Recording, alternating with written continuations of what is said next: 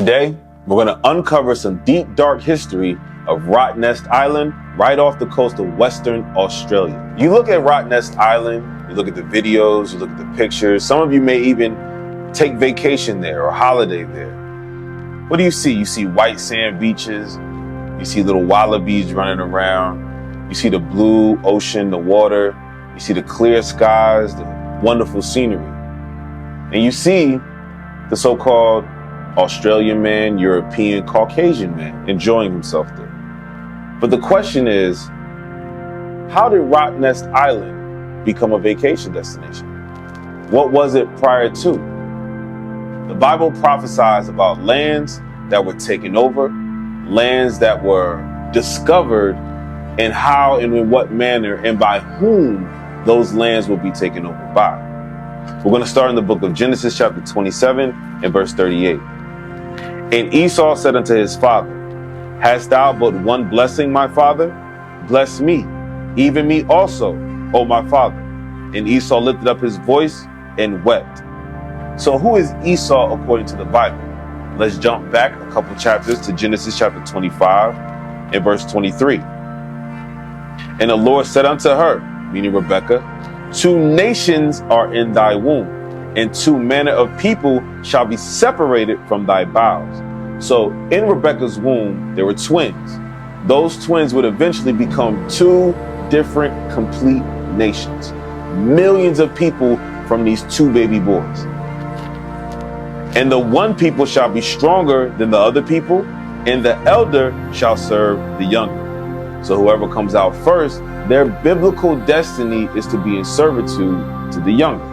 Let's find out who they are. And when her days to be delivered were fulfilled, behold, there were twins in her womb. And the first came out red all over like a hairy garment. Now, why would he be red? Because he lacks melanin. So the blood shows forth through his skin. And the first came out red all over like a hairy garment. And they called his name Esau. So the first child that came out red and hairy, his name, the nation's name, is Esau. Let's go back to Genesis chapter 27, verse 38. And Esau said unto his father, Hast thou but one blessing, my father? Bless me, even me also, O my father. And Esau lifted up his voice and wept. So this is when Isaac was giving the blessing to his two sons, Esau and Jacob. Jacob already got the full blessing, so Esau is now crying and whining after he sold his birthright, and now he's begging for another blessing. Let's see what Isaac tells him. And Isaac his father answered and said unto him, Behold, thy dwelling shall be the fatness of the earth, and of the dew of heaven from above. So what is the fatness of the earth? Esau, the so-called white man, the so-called Caucasian, the so-called European, he will be in the fatness of the earth, the best places on the planet. Anywhere you want to vacation at, anywhere you want to celebrate holiday, anywhere you want to fly to, guess who's there with a vacation home and his feet kicked up, sipping a drink, sipping a Mai Tai, the so-called white man, or as the Bible calls him, Esau. Now, how will he be in the fatness of the earth? And like the dew of heaven, meaning everywhere. The dew in the morning is all over the ground. It's all over the place. So Esau, just like the dew of heaven, is all over the world. In the fatness of the earth, in the best places. But how does he get there? Is it through voting? Is it through agreements and treaties? Let's see how he'll be a part of these lands. Let's see how he takes these lands over. Verse 40, and by the sword shalt thou live. So when they come to the fatness of the earth, or when they discover these lands, it doesn't matter if people were there already. Guess what? They are going to live by the sword. They're going to live by war. So now, let's get into the history of Rottnest Island. Rottnest Island, black prison to white playground. That white playground is the fatness of the earth that we read about in Genesis chapter 27. The very first striking image that you see is rows and rows and rows of black Australians, of Israelites covered in chains. Chains about their neck, chains about their feet. Does the Bible say anything about this? Does the Bible say anything about the imagery that we're seeing right now? Let's find out. We're going to go to Deuteronomy chapter 28, verse 15. But it shall come to pass, if thou wilt not hearken unto the voice of the Lord thy God, to observe to do all his commandments and his statutes, which I command thee this day, that all these curses shall come upon thee and overtake thee. So the children of Israel were given the laws of God. And if they did keep the laws, they would be blessed. If they did not keep the laws, they would be cursed. The children of Israel did not keep God's laws. Thus, let's see what the curses fall upon us in this very image that we're seeing. Verse 48, therefore shalt thou serve thine enemies, which the Lord shall send against thee, in hunger and in thirst, and in nakedness, and in want of all things. And he shall put a yoke of iron upon thy neck until he have destroyed thee. So what are we seeing right now in this picture? We're seeing yokes of iron upon their necks. Who did this curse fit? The children of Israel. Now, let's dive a little bit further into the history and see how it parallels with the scriptures. Today, Rottnest Island or Fremantle is a popular holiday spot, but few realize the island's dark past as a prison for indigenous men.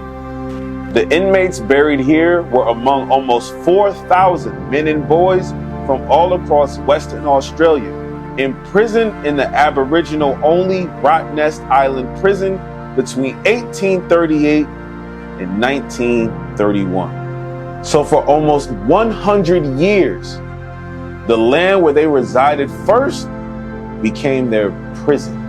The impact on the local people was immediate. All of a sudden, fences were going up, people were being pushed off their land, and we were marginalized, says Karen Jacobs, a Noongar woman and a former member of the Rottnest Island Board. So, immediately, oppression began to take place. Immediately, colonization began to happen. Let's go back to Deuteronomy chapter 28, and let's see that curse specifically. Deuteronomy chapter 28, verse 33.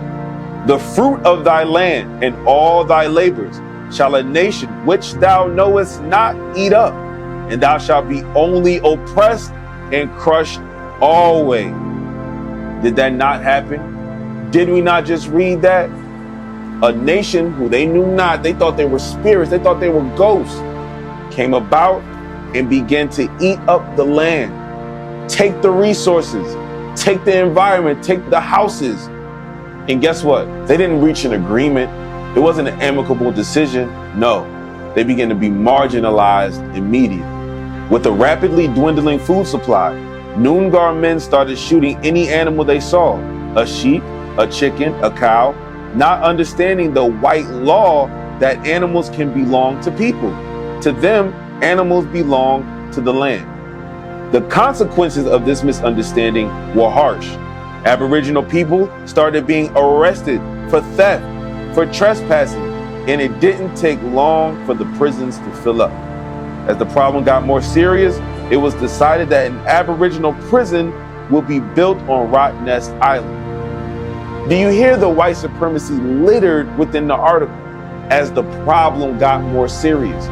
What was the problem? There was no problem before the white man came. Before Esau, the wicked, came to this island, there was no problem. So now our people are locked in prison and they're depressed and they're sad. Is there a curse about that?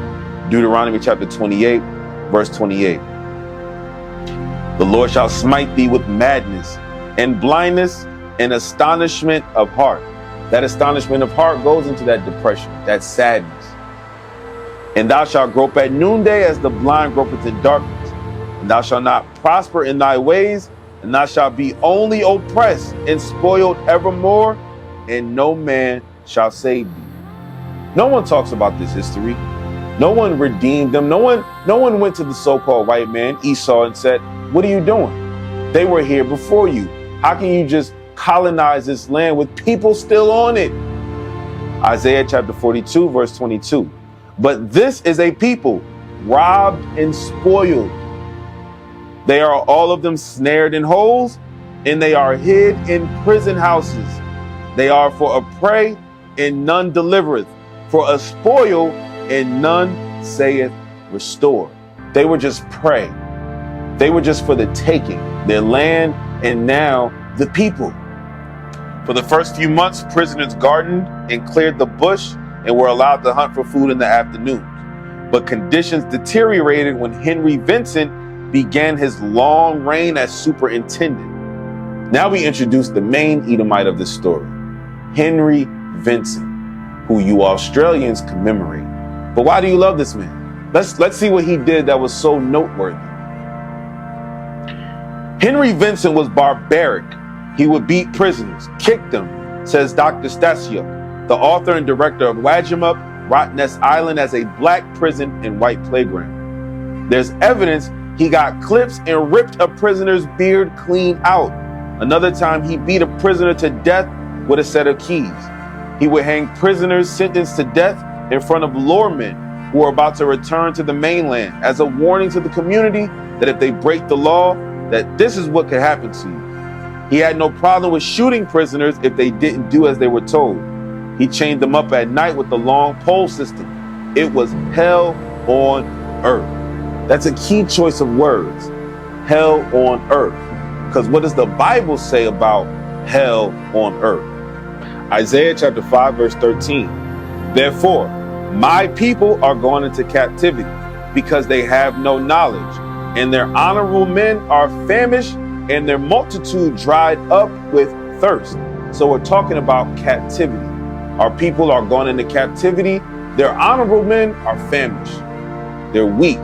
They're deteriorated. Most of them probably have died by now. And the multitude is dried up with thirst. The water supply was shut off. They're literally dried up with thirst. But let's see what this captivity is described as. Therefore, hell hath enlarged herself and opened up her mouth without measure, and their glory and their multitude and their pomp, and he that rejoiceth shall descend into it. So guess what? Captivity, oppression, slavery is described as hell in the Bible. What are we showing you? Those inhabitants of Rottnest Island, before they were called the Noongar people, before they were known as indigenous, they were the children of Israel. Through multiple captivities, we were scattered abroad all throughout the earth. And now we are facing the curses over and over and over and over again. But the Bible is revealing who the wicked are and who the children of Israel are. If you have any more questions, you can follow us on all platforms. IUIC Oceania on Facebook, Instagram, TikTok, and YouTube. We also have an IUIC Oceania WhatsApp. If you like the information you heard, you want to learn more about your history and your heritage inside of the Bible, send us your WhatsApp number and we will add you to our IUIC Oceania chat. All right? Most High in Christ bless. Shalom.